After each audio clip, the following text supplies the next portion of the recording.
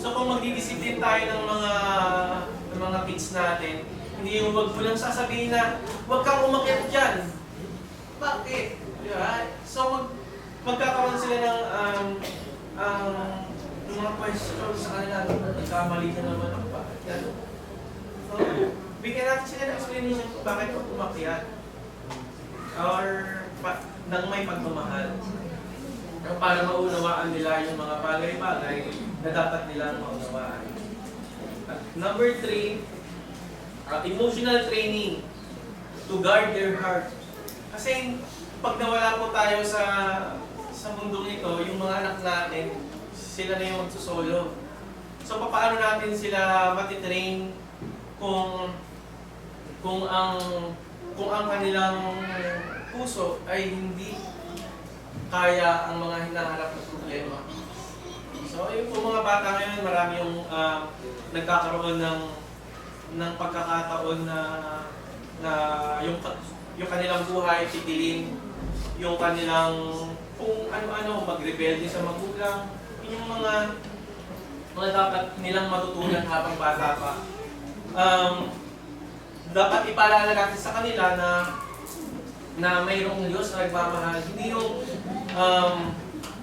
Hindi yung nauunawaan lang ng mga kabataan na pag may nag-like sa kanila, may nag-like sa kanilang post, may nag-like sa kanilang kung anong ginagawa, doon lang sila parang doon lang na-overwhelm yung mga puso nila. Dapat ipaalala natin sa kanila na mayroong Diyos na nagmamahal sa kanila. Kahit nagsusolo na lang siya, lahat ng tao negative na sa kanya, pero huwag niyang kakalimutan na may Diyos na nagmamahal sa kanya. In this generation, many young hearts are broken early by comparison, rejection, and digital pressure. They must learn to handle emotion, forgive, and find peace in God, not in likes or validation from others. No? So, parang yung pong goal dito is to raise our children who are emotionally stable, secure, and rooted in God's love. Kung maalala ko po yung sa mga parents or sa mga guardians na nagwo-work sa ibang lugar para lang mabigyan nila ng magandang buhay ng kanilang mga anak. Meron po kasing nawawala sa isang kabataan, isang bata, nawawala din yung mapil nila na nagmamahal sa kanilang mga magulang. Meron kang mga salapi, meron kang material na bagay na ibibigay. Pero yung turo na ibibigay mo sa iyong anak, papaano mo ito maibibigay kung ikaw naman ay malayo sa kanila. No? Kaya mabuti na lang mga kapatid na uso yung work from home. Kasi yung mga katulad po namin, work from home, lagi namin kasama yung mga anak namin. So kaya minsan kapag nagkakaroon kami ng chance na magkaroon ng diskusyon, minsan ang aaway yun. Pero natutuwa naman ako kasi po na bibigay namin sa kanila yung tamang aral na sana ay i-guide. Dapat manalangin tayo na i-guide tayo ng ating Panginoong Diyos na mag-guide natin ang ating mga anak. And how are we going to train them emotionally? Teach them how to express feeling with words or anger. Show empathy and listen them when they are sad. So kapag malungkot na nga sila, bubulyuhan mo pa. So paano masyado silang ma-depress. So kailangan natin silang kausapin ng maayos. Remind them that their value comes from God, not people. So nga po, kahit lahat ng nakapaligid sa kanya is negative na, basta alam ng bata na may Diyos na nagmamahal sa kanya, hindi siya ma-out of balance sa sanlibutan ito. And for mental training, to think wisely.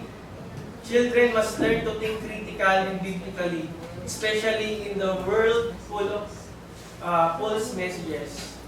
They must learn to question what they see online and test it through God's truth. Yung goal natin is to train their mind to discern truth and reject lies. But how? Discuss what they watch or read. So kapag nanonood sila ng TV, kunwari binigyan natin sila ng time para manood, dapat magkaroon tayo ng pagkakataon na ipaliwanag sa kanila kung ano yung napanood nila, kung ano yung mga nakikita nila online. Kaya nga mas okay nga sa mga kids na mga bata, wala mo naman social media. Kasi sa social media, sobrang negative nung hindi lahat positive na makikita. Hindi mo alam, dapat na-guide sila. So dapat yung mga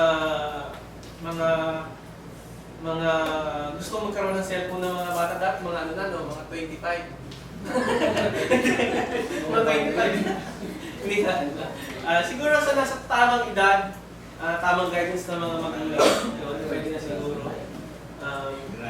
Mga hiram-hiram na lang muna. Encourage reading and curiosity guided by the scripture. So bigyan natin sila ng lesson from the scripture. Kung bakit nagkaganyan, ganito, kung bakit ganito ang buhay natin, ganyan. So alam naman natin na madali nilang maintindihan kasi nga sa pag-aaral ng mga eksperto, masyado silang nakaka-absorb ng mga nangyayari sa kapaligiran. Limit screen time and replace it with real conversation.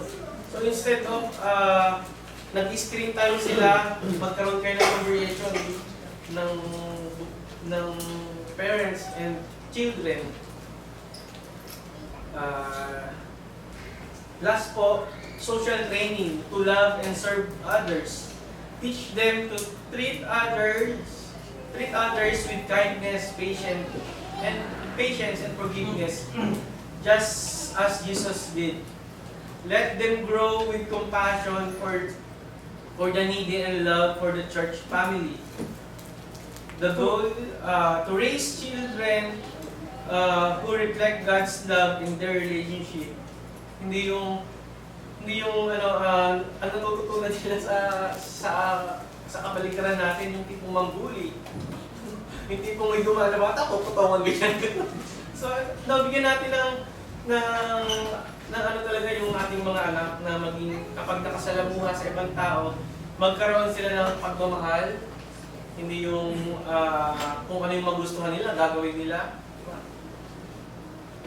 How let them help others, like sharing toys and helping at the church, showing respect to elders so they imitate you. Tapos ikaw pala, hindi ka gagalang kasi nakikita ka ng mga anak mo. Diba? Kasi tayo yung best teacher ng mga anak natin na sa sa sanlibutan ito. Kasi tayo yung lagi nilang kasama. Teach humility, not to be boastful and cruel. No?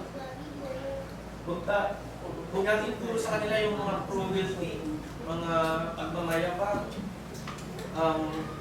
Tapos nakita mo yung kapitbahay mo, may bagong TV, bumalik ka rin. Sabi mo sa anak mo, mas malaki yung TV natin. Di ba? Hindi siya magandang ugali ng isang bata.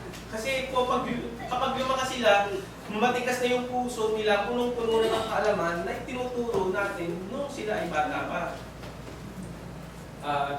Yan po. Sana po may natutunan tayo lahat sa pagpapalaki ng ating mga anak. Huwag nating kalimutan na sila yung susunod na henerasyon sa sanlibutang ito.